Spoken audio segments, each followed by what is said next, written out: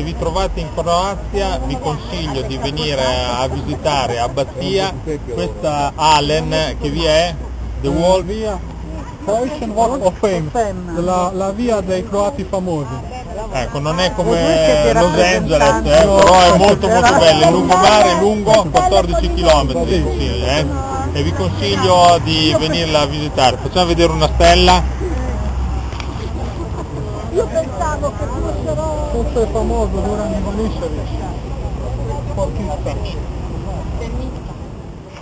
Dopo Abbazzia si può effettuare una visita anche a Fiume. Fiume è una città molto carina. Cosa si può visitare di Fiume? Il centro? Di Fiume il centro, e qui siamo sul santuario della Madonna di Terzato, molto famoso, dove stava la casa della Sacra Famiglia di Napoli. Questo è uno dei posti più interessanti. Ecco, dopo la Sacra Famiglia di Nazareth, la casa di Maria, da qui, da Fiume, poi in che anno è stata trasportata? Nel 1294. È andata a finire a Loreto in Italia.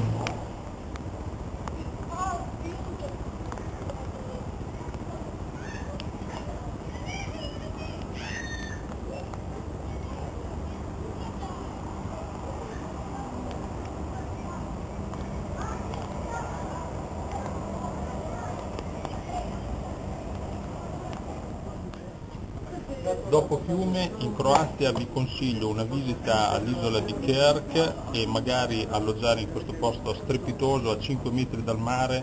Siamo a Residence Tamaris.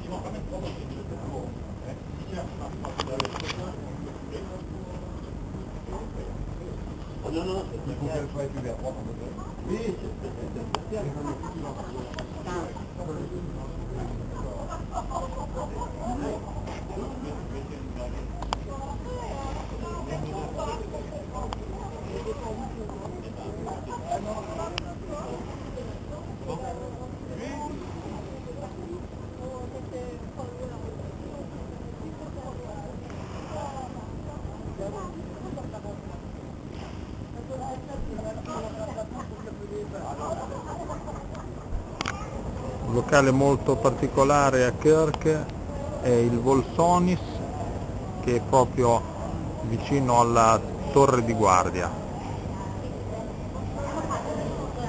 che ha un orologio molto particolare che comprende tutte le 24 ore.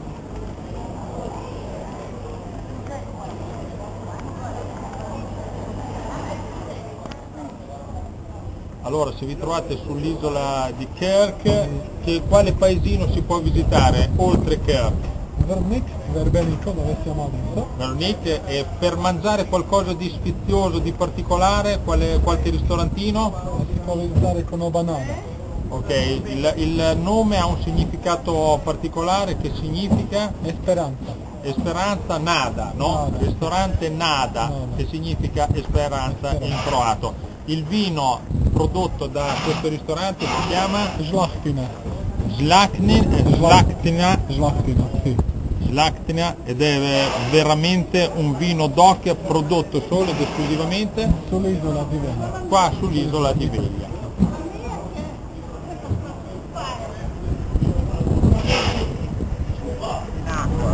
Sull'isola di Krk vale la pena fare un'escursione in questo isolotto che si chiama Isolotto di Pošti. Consigliatissimo da Alen. Questo qua dentro cosa si trova su questo isolotto? Questo è un convento che già ha 500 anni, un convento francescano. Un convento francescano sull'isolotto, qua alla mia destra.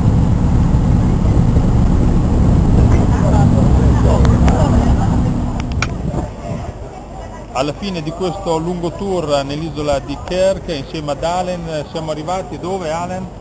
Siamo arrivati a Bačka, che si trova nel sud dell'isola, e qui si trova la spiaggia più bella dell'isola, lunga 2 km. Io direi di farla vedere, no? Questa spiaggia famosa. Eccola qua.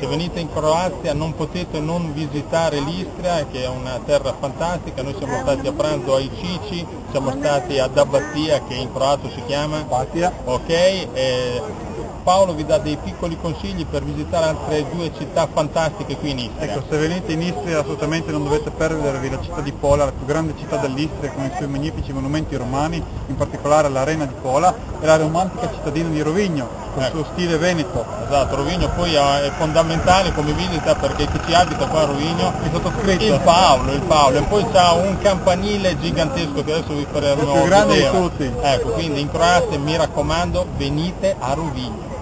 Vi aspettiamo.